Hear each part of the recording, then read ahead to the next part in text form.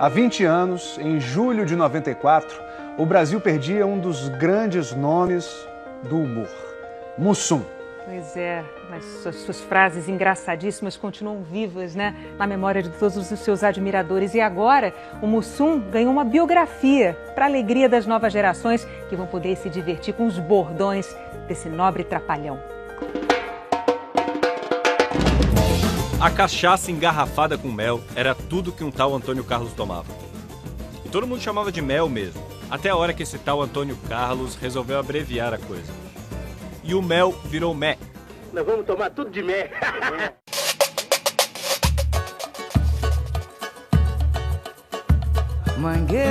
Toda sexta-feira, no começo da noite, ele chegava aqui no Buraco Quente para um começo de plantão que às vezes durava o final de semana inteiro. E assim, de bar em bar, de copo em copo, que ele construiu um personagem de si mesmo. Aqui, ele aprendeu a ser o Mussum, só que nessa época ele ainda era o Carlinho do Reco Reco. Isso é, Carlinhos do Reco Reco à noite, porque de dia ele era um homem sério. Ele estudava o dia inteiro, alfabetizou a mãe e ralou muito para chegar a cabo da aeronáutica. Isso é cachaça! É água! É cachaça! É água! É cachaça! É água! E foi nessa vida dupla que ele formou o grupo Os Originais do Samba. A diferença nossa, realmente, era que nós tínhamos muita coreografia, muito passo, samba no pé. Viajaram pelo mundo. Ficamos 6 meses no México. Eu comecei a fazer Carmen Miranda ali, em 64, e o Mussum, os Originais do Samba, estavam ali me escorando, me ajudando. Antônio Carlos era boa praça, estava sempre rodeado de amigos. E foi nos palcos que ele conheceu Elza Soares e com ela o Mané Garrincha. Eu tinha medo quando eles se juntavam, que você nem acredita. Por quê? Porque os dois gostavam de copo, né? Os Originais do Samba ficaram famosos. E um dia eles foram convidados para uma participação num programa de TV com um grande hotel. Mas o Antônio Carlos estava com medo de aparecer. Ele ficava escondido ali, entendeu? Entre os 5 ali, e deixava sempre para que não descobrissem que ele tinha virado sambista. E foi tentando se esconder que ele ganhou o apelido que o tornou famoso. O Otelo tinha um diálogo com ele, de repente, entendeu? Ele improvisou. Olhou para ele, ô Mussum! Aí o rapaz, o auditório caiu abaixo. Mussum é um peixe preto e escorregadio. E foi assim que Antônio Carlos virou Mussum para sempre. A primeira vez que o Mussum apareceu sozinho, sem os Originais do Samba, num programa de humor, foi nos primórdios da escolinha do professor Raimundo, do Chico Anísio, que ele visitou anos depois. Mas esse aqui eu reconheço. Esse é o Mussum? Esse senhor? O Mussum já foi meu aluno? Eu brincava de falar assim, enrolado. O Chico falou pra mim, não, Mussum, você deve usar mais o tranquilis, o como de fatos e o não tem problemas. Foi aí que ele ganhou aquele linguajar que o deixou famoso. Cacildes. Vaselina no farebe do povo. Mesmo com um padrinho desses, ele não queria saber de ser comediante na TV. O negócio dele era samba.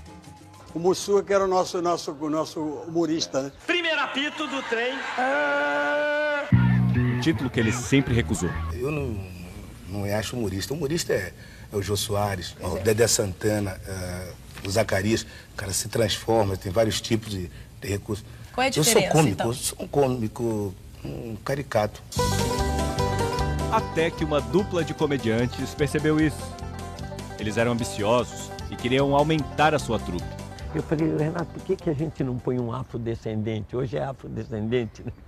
No meu tempo eu falei, por que ele não bota o negão com a gente, né? Mas ele é músico, ele é sambista, não importa. Eu escrevo só as partes que ele vai entrar, só aquelas piadinhas, ele entra, dá a piadinha dele, sai, volta. O Dedé sempre perturbou muito, eu achava que eu não ia dar pro negócio.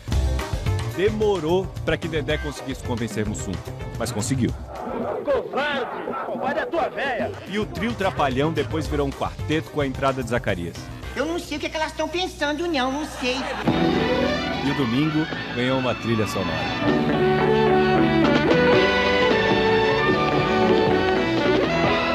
Os Trapalhões, na verdade, era a cara do Brasil, porque tinha aquele nordestino, era o Didi, tinha o Dedé, que era o galã da periferia, E tinha aquele menininho que não cresceu, que era o Zacarias.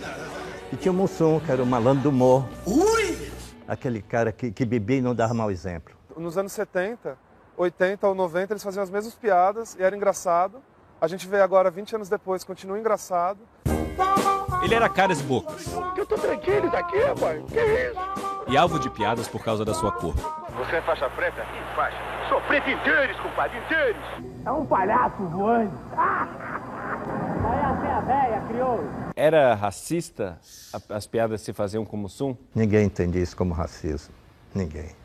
Era uma brincadeira, era uma caricatura. O personagem que ele fazia na TV era parecido com quem ele era? Na verdade, ele fazia com bastante simplicidade. O Mussum era o cachaceiro. O Antônio Carlos, ele bebia normalmente. Eu pratico o trocopismo socialmente. Era caseiro, ele só era assim meio preocupada com as crianças em sentido de estudo, né? Que ele era meio rígido.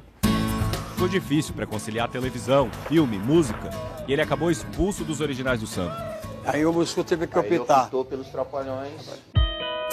E anos depois, o sucesso dos Trapalhões também acabou levando o grupo à separação. Eu não gosto de falar nesse assunto, porque foi um ano muito difícil para nós quatro.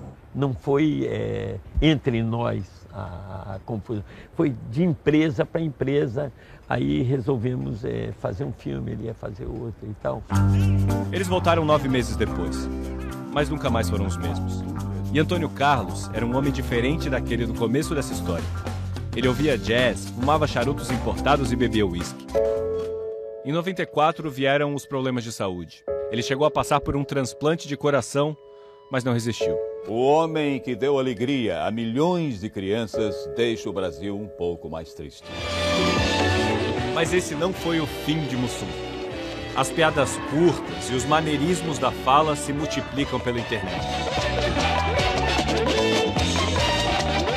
20 anos depois da morte, o Trapalhão biografado segue presente. Mussum ainda está entre nós.